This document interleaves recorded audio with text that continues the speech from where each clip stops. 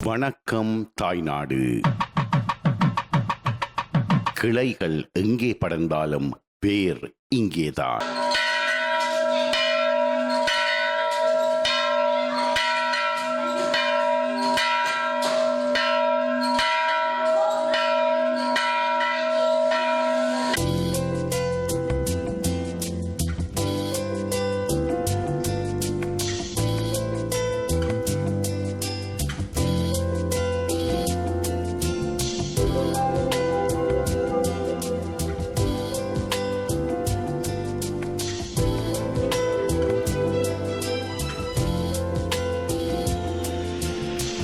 வணக்கம் தாய்நாடு நிகழ்ச்சியில் கோண்டாவில் வடக்கு கிராமத்தில் படமாக்கப்பட்ட மக்களுடைய வாழ்வியல் அம்சங்களை பற்றியதான சில தகவல்களுடன் உங்களை சந்திக்கின்றோம். பாருங்கள் எங்களுடன்.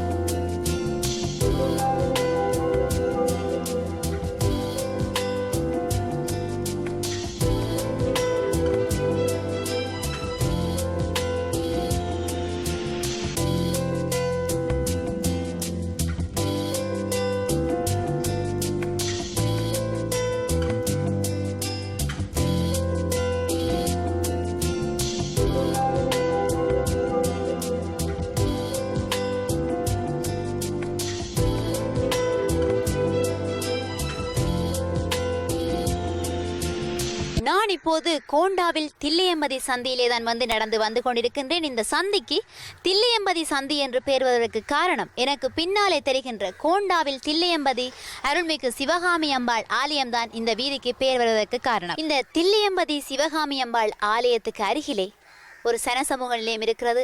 அந்த கட்டடத்துக்கு அருகிலே இந்த கிராமத்து முன்பள்ளி ஒன்று இயங்கி வருகிறது. அதைவிட இங்கே முக்கியமாக மத்திய கிராம முன்னேற்ற சங்கம் கூட இருக்கிறது. 1960ஆம் ஆண்டு காலப்பகுதியிலே இந்த சங்கம் இந்த இடத்திலே நிறுவப்பட்டிருக்கிறது.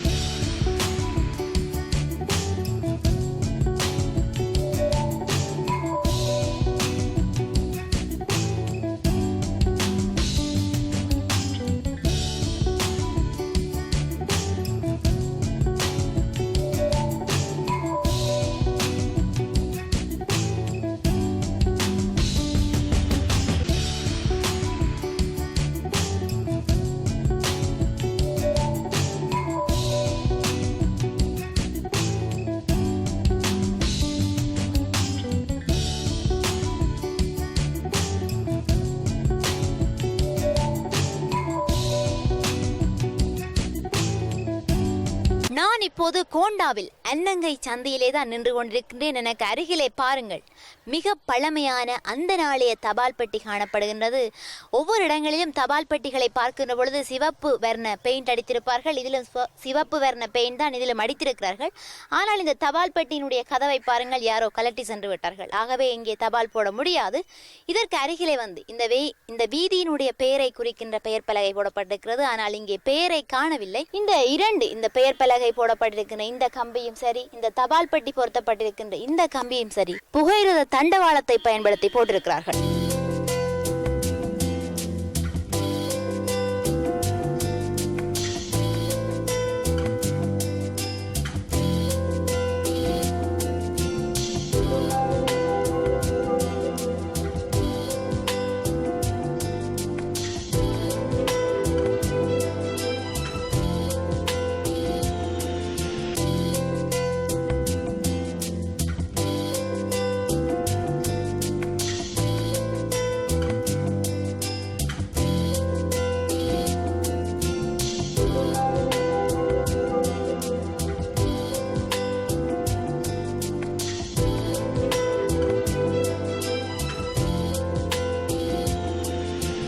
கிராமத்தை சார்ந்த மக்கள் மரக்கறி வாங்குவது என்று சொன்னால் சந்தைக்கு சென்றுதான் வாங்குவார்கள். சிலருக்கு அப்படி சந்தைக்கு சென்று வாங்க முடியாது என்று சொன்னால் இந்த கடைக்கு தான் ஒவ்வொரு நாளும் மரக்கறி வேண்டுவார்கள். இந்த கடைக்காரர்கள் என்ன செய்வார்கள் சொன்னால், இந்த கிராமத்திலே வேறு இடங்களிலே நிறைய தோட்டங்கள் இருக்கின்றன. அந்த தோட்டங்களுக்கு அதிகாலையிலே சென்று பசுமையான மரக்கறிகளை வாங்கி இங்கே விற்பனை செய்வார்கள். இந்த இடத்திலே கூட பார்த்தால் தெரிகிறது, வெண்டிக்காயெல்லாம் இல்லை பிஞ்சு வெண்டிக்காயாக இருக்கிறது, முருக்கங்காயெல்லாம் இல்லை பசுமையான முருக்கங்காயாக இருக்கிறது.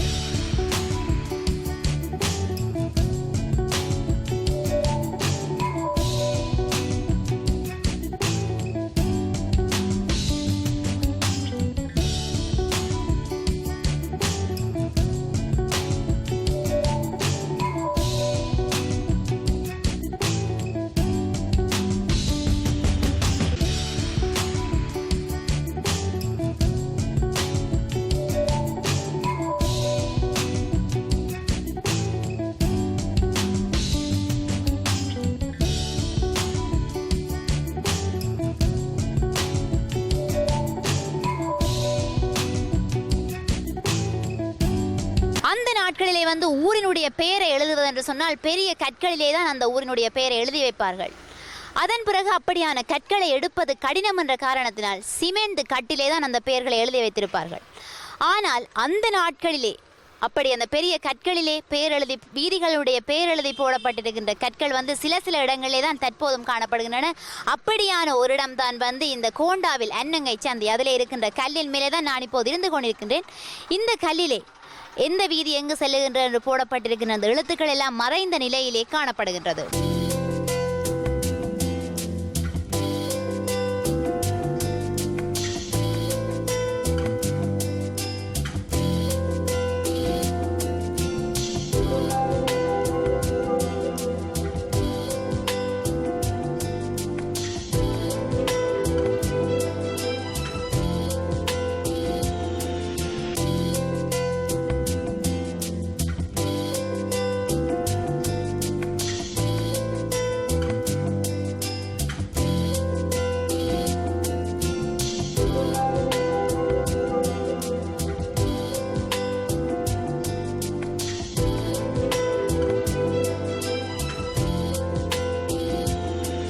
பொதுவாக கிராமங்களில் வந்து மக்கள் சந்தைக்கு சென்றுதான் மீன் வேண்ட வேண்டும். ஆனால் இந்த கிராமத்திலே வந்து வீதியோரமாக 2 பேர் விற்று கொண்டு வருகிறார்கள். அவர்களிடம் வந்து இப்போது மீனை வாங்கி கொண்டிருப்பதை தான் நீங்கள் பார்த்து கொண்டிருக்கிறீர்கள்.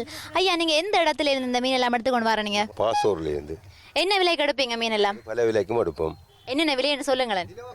கிலோ கணக்கு 200 வரும், 500 வரும், 300 வரும். அது பல மாதிரியும் எடுப்போம்.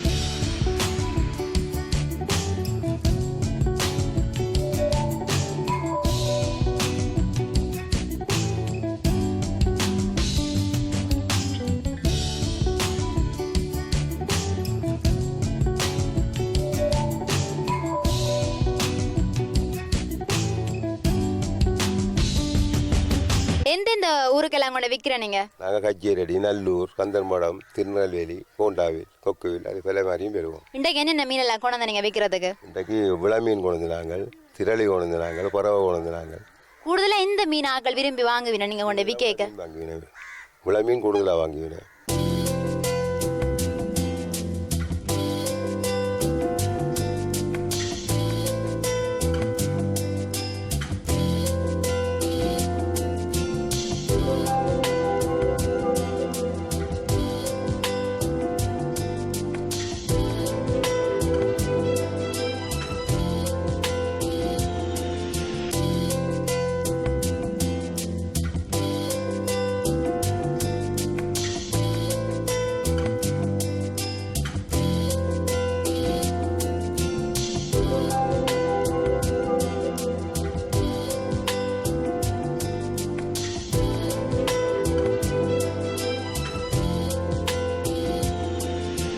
மீன் ஓடி உருமீன் வரும் வரைக்கும் காத்திருக்குமாம் கொக்கு. அதே போல இந்த கிராமத்திலே வந்து நிறைய மீன் வியாபாரிகள் வந்து சென்று விட்டார்கள். ஆனால் எனக்கு அருகில் நிற்கின்ற இந்த அம்மா ஒருவரிடமும் மீன் வாங்கவில்லை. என்ன காரணமோ தெரியவில்லை. என்னத்துக்கு அம்மா வீட்டை மீன் வேண்டியில? நீங்க குழந்தைகள், சின்ன பிள்ளைகள் முள்ளு மீன் சாப்பிட மாட்டேன், சின்ன மீனை தான் வேண்டேன்.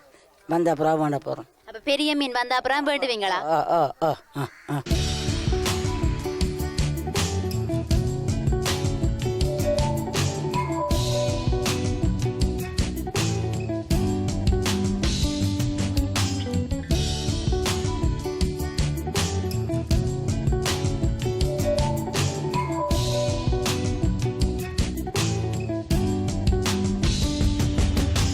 வணக்கம் தாய்நாடு நிகழ்ச்சிக்காக கோண்டாவில் வடக்கு இந்த பகுதியிலிருந்து ஒளிப்பதிவாளர் புவியுடன் உங்கள் விஷான்.